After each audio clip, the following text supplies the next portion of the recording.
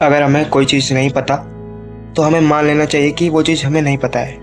हमें झूठा कॉन्फिडेंस दिखाने की कोई ज़रूरत नहीं, क्योंकि हमें झूठा कॉन्फिडेंस की ज़रूरत नहीं, हमें ईमानदारी और इंक्वायरी की ज़रूरत है। क्योंकि जो लोग झूठा कॉन्फिडेंस दिखाते हैं वो अपनी इग्नोरेंस और इनसिक्योरिटी को छुपाना चाहते हैं। हमें चीज़ों को समझने की ज़रूरत है, उन्हें जांचने की ज़रूरत है, फिर किसी कंक्लूजन में पहुंचने की ज़रूरत है।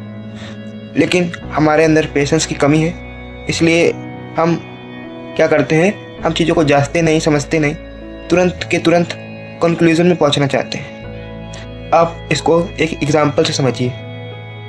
हम स्कूल में होते हैं, अगर हमें कुछ समझ में नहीं आता तो हम क्या करते हैं, हम एक दो बार टीचर से पूछते हैं, 3 बार पूछ लेंगे ज़्यादा से ज़्यादा। चौथी बार में अगर हमें समझ में नहीं भी आएगा तो हमें अंदर से लगने लगेगा कि लोग क्या सोचेंगे कि इसको आ ही नहीं रहा, और हम कह देते हैं कि सर आ गया।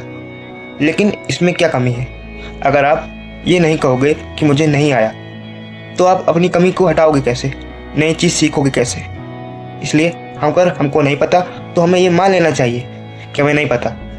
लेकिन हमारी सोसाइटी में भी जिसको सब पता होता है, जो ये कहता है कि मुझे सब पता, उसे हम इंटेलिजेंट मानते हैं, और जो ये कहता है कि मुझे नहीं पता, मैं सीख रहा हूँ, तो कहीं ना कहीं हम उसे मूर्ख समझने लगते हैं कि इसे कुछ आता ही नहीं है। जैसे कि अगर आपसे कोई पूछे कि तुम अपने करियर में क्या करना चाहते हो, तो आप कह दो कि मुझे नहीं पता, मैं अभी एक्सप्लोर कर रहा हूँ। तो लोग कहेंगे कि इतने बड़े हो गए हो, लाइफ की इस स्टेज में आकर भी तुम्हें ये नहीं पता कि लाइफ में करना क्या है।